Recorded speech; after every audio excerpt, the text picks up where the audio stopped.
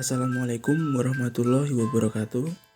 Perkenalkan, saya Jeffrey Nur Effendi dengan NIM 2398015394. Pada kesempatan kali ini, saya akan menjelaskan mengenai tugas koneksi antar materi di topik 2 pada mata kuliah Filosofi Pendidikan Indonesia. Pertama yang akan saya bahas yaitu mengenai kesimpulan pemikiran Ki Hajar Dewantara. Yang pertama yaitu ada pendidikan dan pengajaran menurut Ki Hajar Dewantara. Yang kedua, dasar-dasar pendidikan yang menuntun. Yang ketiga, kodrat alam dan kodrat zaman. Yang keempat, budi pekerti. Dan yang terakhir atau yang kelima yaitu tentang sistem Among. Pendidikan dan pengajaran menurut Ki Hajar Dewantara. Ki Hajar Dewantara atau KHD membedakan kata pendidikan dan pengajaran dalam memahami arti dan tujuan pendidikan. Menurut KHD, pengajaran adalah bagian dari pendidikan. Pengajaran merupakan proses pendidikan dalam memberi ilmu berfaedah untuk kecakapan hidup anak secara lahir dan batin. Sedangkan pendidikan memberikan tuntunan terhadap segala kekuatan kodrat yang dimiliki anak agar ia mampu mencapai keselamatan dan kebahagiaan yang setinggi-tingginya, baik sebagai seorang manusia maupun sebagai anggota masyarakat. Dasar-dasar pendidikan yang menuntun. KHD menjelaskan bahwa tujuan pendidikan yaitu menuntun segala kodrat yang ada pada anak-anak agar mereka dapat mencapai keselamatan dan kebahagiaan yang setinggi-tingginya, baik sebagai manusia maupun sebagai anggota masyarakat. Oleh sebab itu, pendidik hanya dapat menuntun tumbuh dan hidupnya kekuatan kodrat yang ada pada anak-anak, agar dapat memperbaiki lakunya, bukan dasarnya, hidup dan tumbuhnya kekuatan kodrat anak. Salah satu aspek yang mempengaruhi kodrat anak adalah faktor sosiokultural. Kekuatan sosiokultural menjadi proses menebalkan kekuatan kodrat anak yang masih samar-samar. Pendidikan bertujuan untuk menuntun atau memfasilitasi atau membantu anak untuk menebalkan garis samar-samar agar dapat memperbaiki lakunya untuk menjadi manusia seutuhnya. Jadi, anak bukanlah kertas kosong yang bisa digambar sesuai keinginan orang dewasa.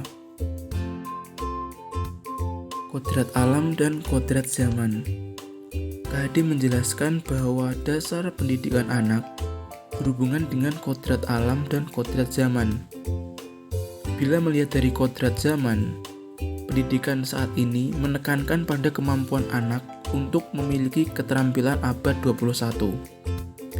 Sedangkan dalam memaknai kodrat alam, maka pendidikan anak berkaitan dengan konteks lokal sosial budaya mereka. Budi pekerti. Menurut KHD, budi pekerti atau watak atau karakter merupakan perpaduan antara gerak pikiran, perasaan, dan kehendak atau kemauan, sehingga menimbulkan tenaga. Budi pekerti juga dapat diartikan sebagai perpaduan antara cipta atau kognitif, karsa atau afektif, sehingga menciptakan karya atau psikomotor. Budi pekerti atau watak anak sangat dipengaruhi oleh kegiatan-kegiatan yang dialaminya.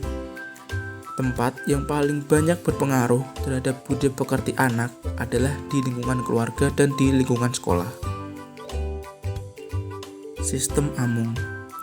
Sistem Among didasarkan pada dua hal, yaitu kodrat alam sebagai syarat untuk mencapai kemajuan pendidikan sesuai dengan potensi murid, dan kemerdekaan sebagai syarat untuk menghidupkan dan menggerakkan kekuatan lahir dan batin murid sehingga dapat mencapai selamat dan bahagia.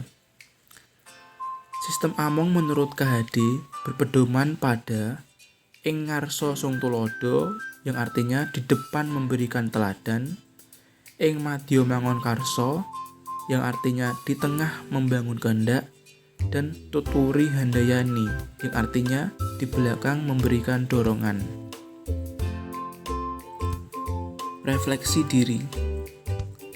Setelah mempelajari materi di topik 2 ini, banyak informasi penting yang telah memperluas pengetahuan yang saya miliki.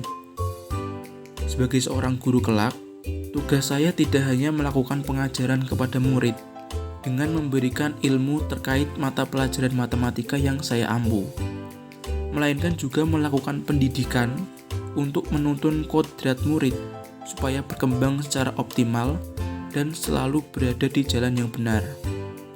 Dengan saya melakukan pengajaran dan pendidikan secara benar kepada semua murid, maka itu akan membentuk budi pekerti yang baik juga bagi mereka.